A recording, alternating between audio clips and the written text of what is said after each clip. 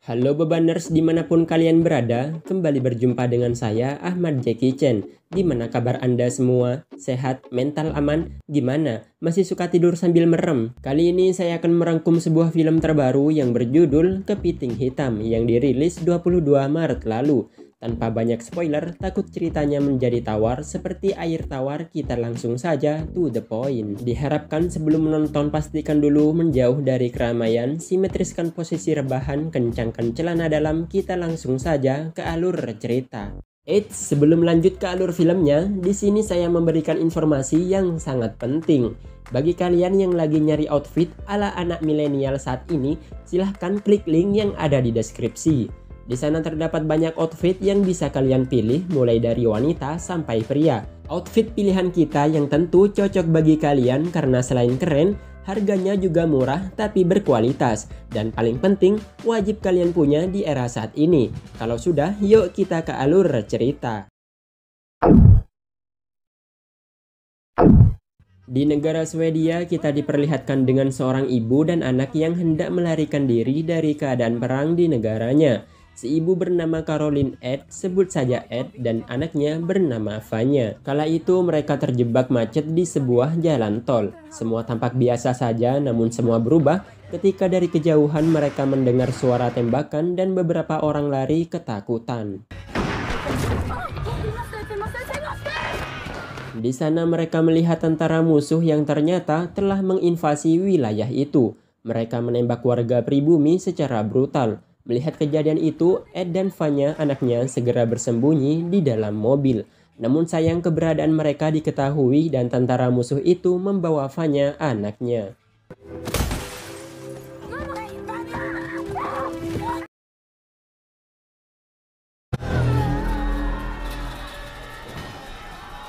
Setelah kejadian itu, scene kemudian beralih pada Ed yang kini menjadi seorang prajurit perang. Perlu diketahui sebelumnya bahwa saat ini Ed hidup di negara Swedia yang sudah berada di ambang kekalahan melawan pihak musuh yang mengakibatkan semua kota dalam kehancuran. Ed kemudian dijemput oleh seorang letnan bernama Nilun untuk dibawa ke markas dan mendapatkan misi. Dalam perjalanan menuju markas terlihat keadaan kota yang begitu kacau dan beberapa orang digantung mati akibat berkhianat dari negaranya sendiri. Ya, Leutnant.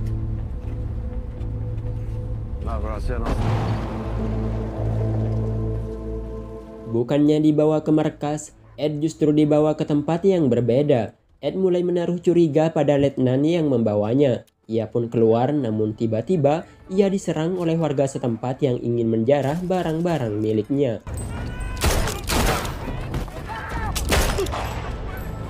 Beruntung Ed berhasil kabur dari kejaran warga yang mengalami kemiskinan akibat perang itu. Ed pun kemudian menuju markas. Di sana Ed bertemu dengan orang-orang pilihan seperti Ed untuk menjalankan sebuah misi. Ia adalah Malik, grafik, dan pria berjenggot bernama Karimi yang dikirim dari markas F28. Pada pertemuan pertama mereka, Malik mendapatkan rumor bahwa markas F28 telah hancur akibat dibom musuh.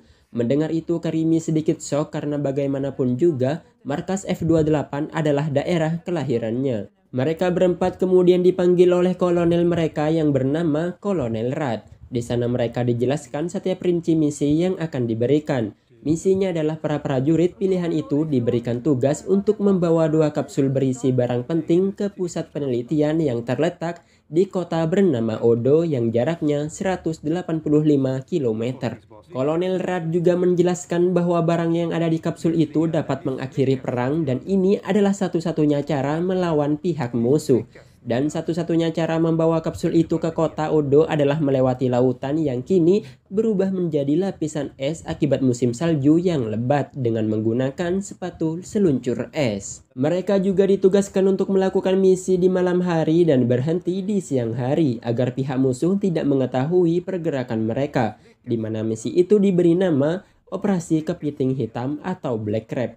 Ed yang mendengar itu awalnya menolak karena menurutnya berseluncur di atas es laut di malam hari dengan jarak 185 km tak lain adalah sebuah misi bunuh diri. Si kolonel kemudian menunjukkan foto Vanya, anak Ed, dan meyakinkan Ed bahwa kini anaknya masih hidup dan berada di kota Odo. Mendengar itu, Ed pun terpaksa menerima misi itu bukan untuk membawa kapsulnya, tapi untuk bertemu dengan anaknya.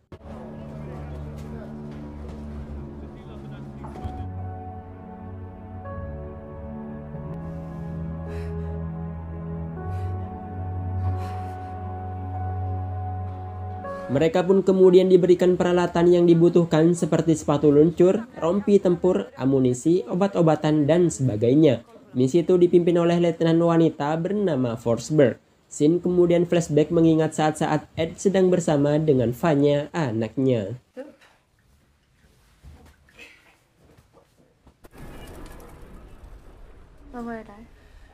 Sin kemudian kembali beralih ke masa kini di mana pihak musuh telah menyerang wilayah mereka.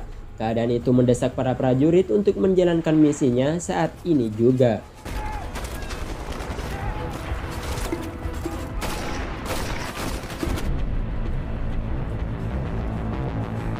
Sebelum berangkat, Kolonel Rad memberikan kapsulnya kepada pemimpin tim yaitu Forsberg.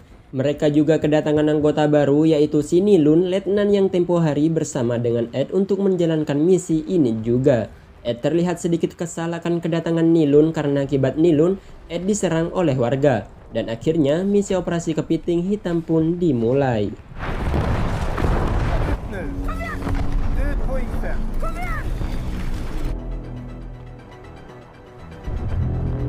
Setelah melakukan perjalanan hingga pagi hari, mereka memutuskan untuk berhenti sejenak. Namun tiba-tiba, lapisan es di bawah Forsberg pecah yang mengakibatkan dirinya tenggelam. Tanpa pikir panjang, Ed segera menyusul Forsberg untuk menyelamatkannya. Namun sayang akibat suhu yang terlalu dingin dan barang yang dibawa terlalu berat membuat Forsberg tidak bisa diselamatkan. Dan Ed segera mengambil tas yang berisi kapsul untuk menyelamatkan misinya. Akibat tindakan nekatnya itu membuat Ed mengalami hipotermia. Mereka pun memutuskan untuk berteduh sejenak di sebuah rumah yang sudah lama ditinggalkan.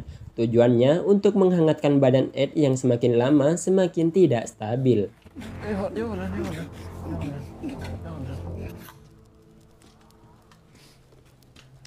Setelah kehilangan Forsberg, kini pemimpin misi dialihkan kepada Nilun karena bagaimanapun juga pangkat Nilun lebih tinggi dari yang lain. Sempat terjadi perdebatan karena Ed tidak setuju jika Nilun menjadi pemimpinnya. Itu dikarenakan Ed yang masih kesal akibat perbuatan Nilun yang meninggalkan dirinya di wilayah warga tempo hari. Namun karena Malik yang menjadi penengah, membuat Ed akhirnya menyetujui kepemimpinan Nilun di misi ini. Saat mereka beristirahat, tiba-tiba Ed mendengar sesuatu yang mencurigakan dari luar. Ia pun mengeceknya hingga ia menemukan Karimi sedang menghubungi seseorang dengan radio miliknya. Hal itu juga bersamaan dengan datangnya helikopter musuh yang menuju tempat mereka. Untungnya mereka segera meninggalkan tempat itu sesaat sebelum pihak musuh mengebom rumah itu. Di sini Ed menaruh curiga kepada Karimi karena Karimi berkomunikasi lewat radio sebelum helikopter itu datang. Ed curiga bahwa Karimi telah berkhianat dengan menghubungi pihak musuh dan memberitahukan lokasinya. Namun Karimi memberikan penjelasan bahwa sebenarnya dirinya menghubungi pacarnya yang bertugas di markas F28. Karimi hanya memastikan apakah rumor tentang markas F28 yang telah dibom itu benar atau tidak. Namun tiba-tiba muncul tentara musuh yang sedang melakukan penyisiran di tempat itu. Dan untungnya keberadaan mereka tidak diketahui. Akibat tindakan Karimi yang menaruh curiga pada rekan setimnya membuat dirinya tidak diperbolehkan membawa senjata dalam menjalankan misinya.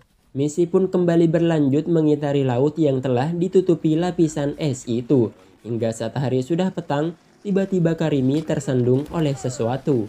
Dan di sini mereka terkejut ketika sesuatu yang membuat tersandung itu bukanlah batu, melainkan jutaan mayat manusia yang telah membeku.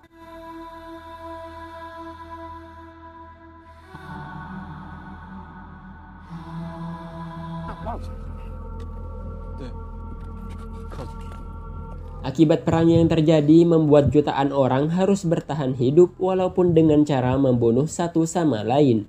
Mereka pun melanjutkan misinya melewati ribuan mayat yang telah dilapisi es itu. Namun tiba-tiba helikopter musuh muncul mengetahui keberadaan mereka. Mereka pun segera kabur menghindari tembakan musuh. Untungnya mereka berhasil lolos dan kemudian memutuskan untuk menjauh dari es sementara waktu. Mereka berniat untuk berteduh di daratan hingga mereka menemukan sebuah rumah dengan cahaya lampu yang masih menyala.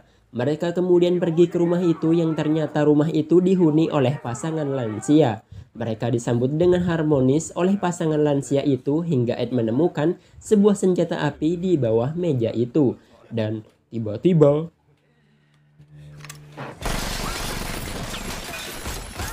akibat kejadian itu membuat Karimi tewas dan meninggalkan luka tembak di perut Malik. Tak lama setelah itu, radio milik Karimi dihubungi oleh seseorang yang ternyata orang itu adalah pacarnya Karimi yang berada di markas F28. Jadi rumor tentang markas F28 yang telah dibom itu hanyalah berita palsu. Ed, Malik, dan yang lain juga meminta maaf karena telah menuduh Karimi sebagai seorang pengkhianat karena perbuatannya di waktu itu. Mereka pun kembali melanjutkan misi. Namun karena luka tembak di perutnya membuat Malik lemah di mana Nilun memutuskan untuk berhenti sejenak di sebuah kapal. Di sini kondisi Malik semakin parah karena darah yang terus bercucuran dari perutnya. Namun misi tetap harus dilanjutkan sebelum fajar tiba karena khawatir jika sudah pagi musuh akan menemukan mereka. Nilun kemudian memerintahkan agar Malik tetap berada di kapal itu dan tidak melanjutkan misi, khawatir dirinya menjadi beban. Grafik yang mendengar itu kesal karena ia pikir misi macam apa yang harus rela meninggalkan seorang teman. Grafik pun membuka isi kapsul itu dan ternyata kapsul itu berisi sebuah cairan yang di dalamnya terdapat virus. Sebuah virus yang akan digunakan dalam senjata biologis yang digunakan tidak hanya untuk mengakhiri perang, tapi juga mengakhiri kehidupan manusia.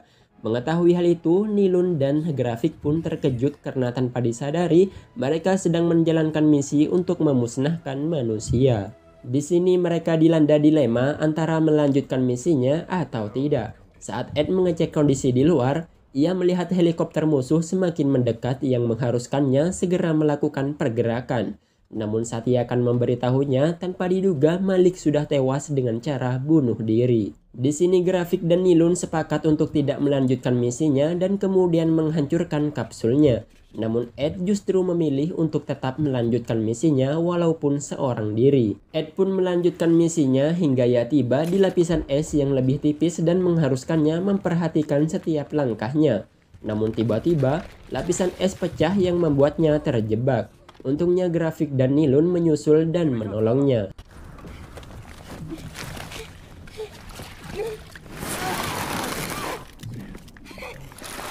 Mereka bertiga pun kembali melanjutkan misinya melewati lapisan es yang tipis itu. Hingga akhirnya lapisan es itu retak dan mengharuskan mereka untuk kembali berbaring. Namun tiba-tiba muncul suar disusul penembakan ke arah mereka oleh seseorang. Untungnya Grafik dengan keahliannya menembak menggunakan sniper berhasil melumpuhkan orang itu. Dan saat Ed mengeceknya, rupanya orang yang menembaknya tadi adalah satu-satunya pihak musuh yang tersisa di camp itu di saat yang lain sudah mati membeku. Mereka pun kemudian bermalam di camp itu. Di sini Nilun bertanya kepada Ed tentang alasannya melanjutkan misi. Namun Ed tidak menjawab pertanyaan dari Nilun itu. Dan akhirnya Ed dan Grafik tidur sedangkan Nilun berjaga. Keesokan paginya Ed terkejut karena Nilun tidak di sampingnya. Ed juga mengecek kapsulnya namun kapsulnya sudah tidak ada. Dan bisa dipastikan kalau Nilun lah yang membawa kapsulnya. Tak berhenti di situ. Ed juga diserang oleh musuh yang ternyata sudah ada di sana. Aksi baku tembak pun terjadi antara Ed dengan Grafik melawan pihak musuh.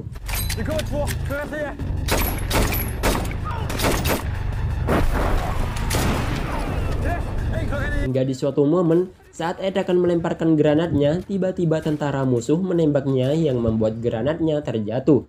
Dan saat Grafik akan melemparnya, granatnya itu meledak yang membuat Grafik tewas saat itu juga. Kini yang tersisa hanyalah Ed seorang diri di mana ia kemudian mencari si Nilun yang membawa kapsulnya.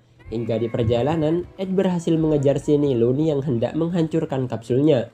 Dengan terpaksa Ed harus menembak si Nilun untuk mengambil kembali kapsulnya. Nilun kembali meyakinkan Ed untuk tidak melanjutkan misinya karena jutaan manusia terancam nyawanya jika kapsul itu berhasil sampai di pusat penelitian di kota Odo. Namun Ed kekeh tetap pada pendiriannya. Dengan keadaannya yang lemah akibat luka tembak, perlahan Ed berjalan menuju kota Odo dan meninggalkan Nilun seorang diri. Hingga akhirnya Ed ditemukan oleh tentara di wilayah itu.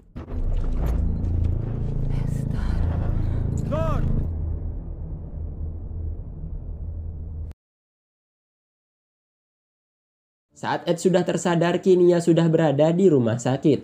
Ia kemudian disambut oleh seorang tentara di mana tentara itu mengatakan bahwa Ed kini sudah berada di kota Odo dan telah menyelesaikan misinya. Mendengar itu, Ed pun senang dan juga lega karena setelah melalui perjalanan yang rumit, kini dirinya berhasil menyelesaikan misinya.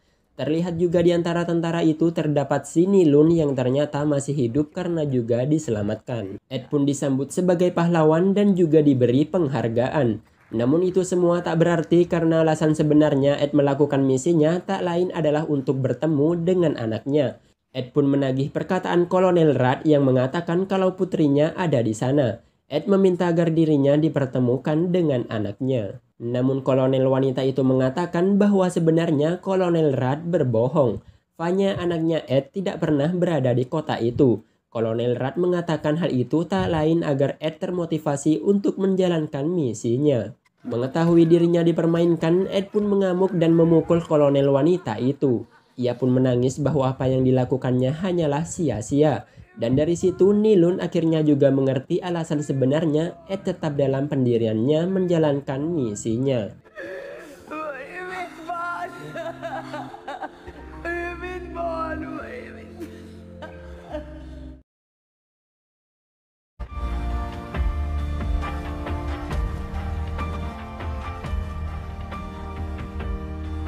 Ed pun kembali dirawat dan tanpa sepengetahuan si perawat, ia mengambil pisau medis yang ia sembunyikan di belakangnya. Ed kemudian menemui Nilun dan meminta maaf karena tetap melanjutkan misinya dan tidak mendengarkan perkataan Nilun. Ed setuju seharusnya sedari awal ia menghancurkan kapsul itu. Namun Nilun mengatakan kalau semuanya sudah terlambat untuk menyelamatkan umat manusia. Ed kemudian meyakinkan Nilun untuk mengambil kapsulnya kembali karena saat ini kapsulnya masih belum digunakan. Nilun pun setuju dan tanpa menimbulkan kecurigaan, mereka pergi menuju laboratorium tempat kapsulnya disimpan.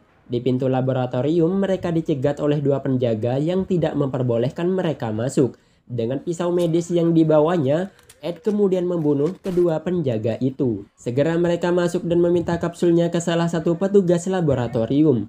Petugas itu mengantarnya kemudian memberikan kapsul berisi cairan virus itu. Namun tindakan mereka rupanya diketahui oleh tentara di sana.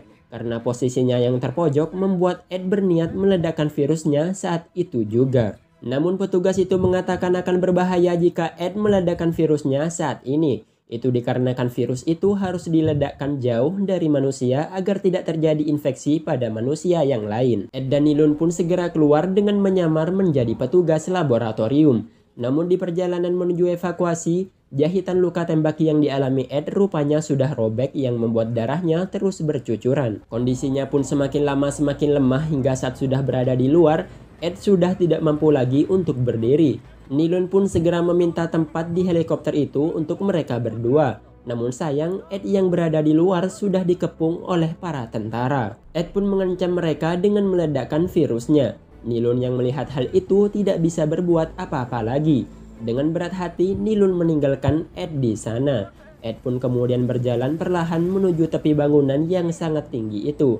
Dan setelah itu, ia pun melompat bersamaan dengan meledaknya virus itu.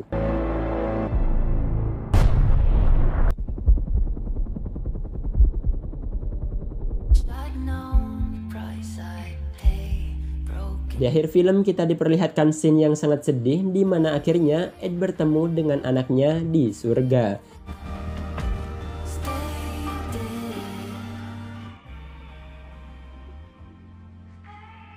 Dan film pun berakhir. Ending yang sangat mengibukan. Pesan yang bisa kita ambil dari film ini adalah bahwa seorang ibu rela melakukan apa saja demi anaknya. Itu, bagi kalian yang sudah menonton video ini, jangan lupa like, komen, dan subscribe untuk mendukung channel ini. Share dan buktikan kalau kalian adalah makhluk yang tidak pernah lupa untuk bernafas. Tetap semangat dan jangan menyerah. Terima kasih and see you next time.